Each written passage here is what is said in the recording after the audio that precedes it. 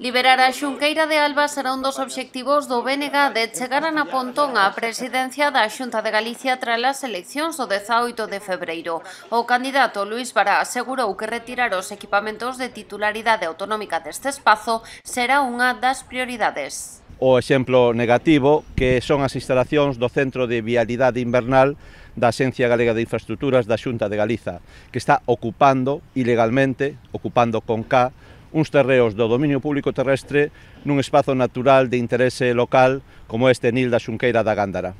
O BNG no goberno da Xunta vai impulsar de maneira inmediata a recuperación destes terreos e de outros que están tamén ilegalmente nesta xunqueira. O candidato comprometeuse a traballar de xeito paralelo co goberno do Estado para conseguir a marcha tamén dos seus equipamentos deste espazo.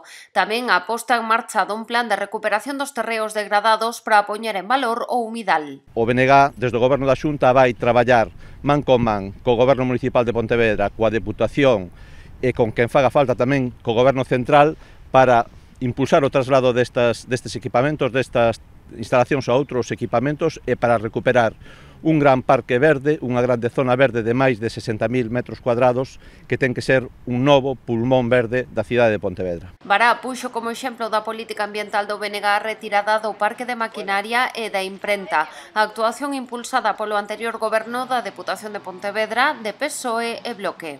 E hai que poñelo en valor, non? No século XXI pois xa vai sendo hora de que se deixen de rechear cousas e se recupere todo ese espacio natural ao redor da cidade. Dende o Concello apuntaron que a apertura destes terreos está prácticamente solucionada, agardando a que Costas dé a autorización do uso do espazo marítimo terrestre para a cidadanía.